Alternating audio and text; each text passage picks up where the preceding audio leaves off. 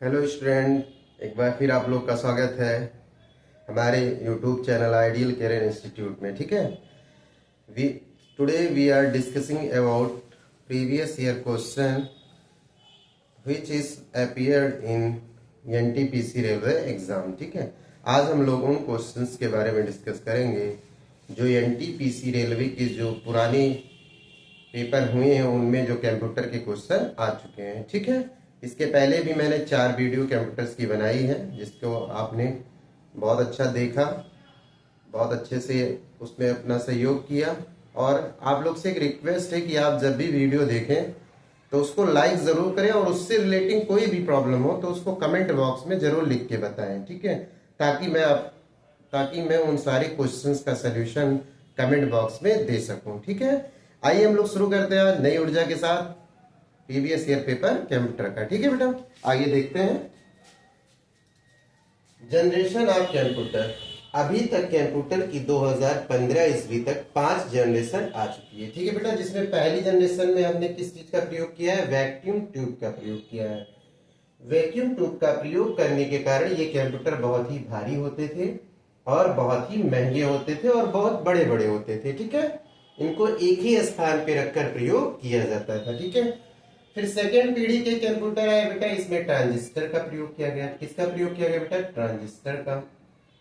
तो कुछ हद तक इसकी साइज क्या हुई? छोटी हुई, लेकिन अभी भी ये बहुत बड़े होते थे और महंगे होते थे। ठीक है, फिर थर्ड नंबर पे कंप्यूटर की तीसरी पीढ़ी है जिसमें हमने इंटीग्रेटेड सर्किट का प्रयोग किया। ठीक है, जिसमें हमने माइक्रोचिप का प्रयोग किया था। ठीक है, चिप का प्रयोग करने से कंप्यूटर क्या हो गए? छोटे छोटे होने लगे। ठीक है, और फोर्थ जनरेशन में हमने VLSI एंड माइक्रो प्रोसेसर का माइक्रो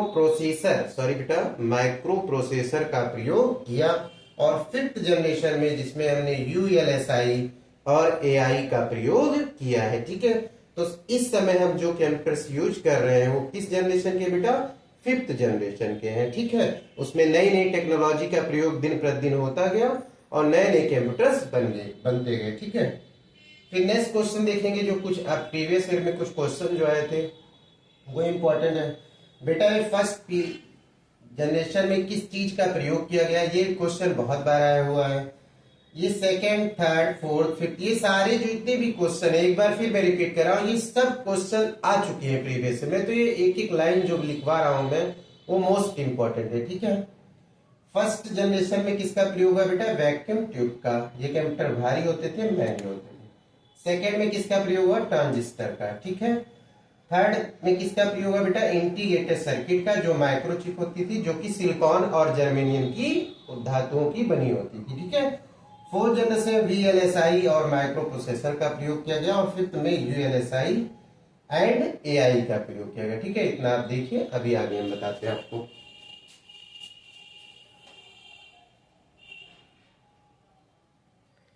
ठीक है, अब हम देखेंगे पहला क्वेश्चन बेटा, माइक्रोचिप बनाने में प्रयोग किया जाता है।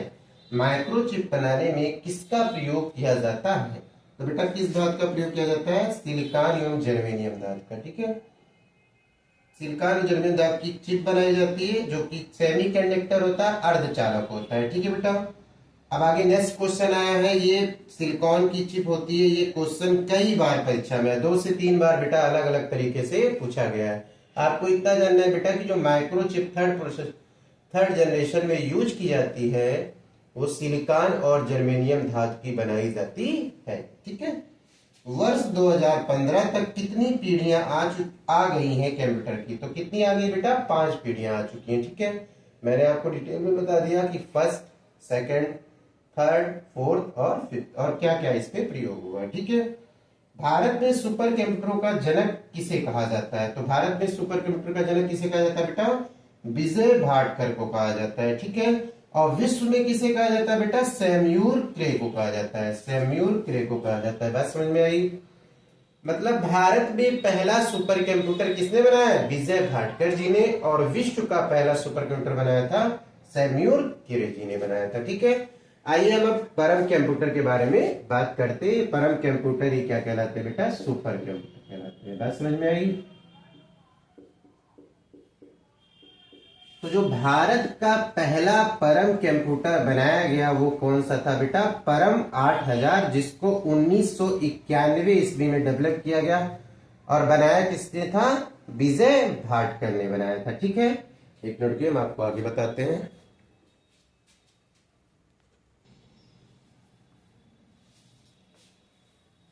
अब हम लोग नेक्स्ट देखेंगे बेटा, परम 8000 1991 में विजय भाटकर द्वारा बनाया गया। विश्व का पहला परम कंप्यूटर क्रे फर्स्ट है, जिसको सैम्यूल क्रे ने 1976 ईस्वी में बनाया था। ठीक है बेटा, विश्व का पहला परम कंप्यूटर क्रे फर्स्ट है, जिसको सैम्यूल क्रे ने बनाया था।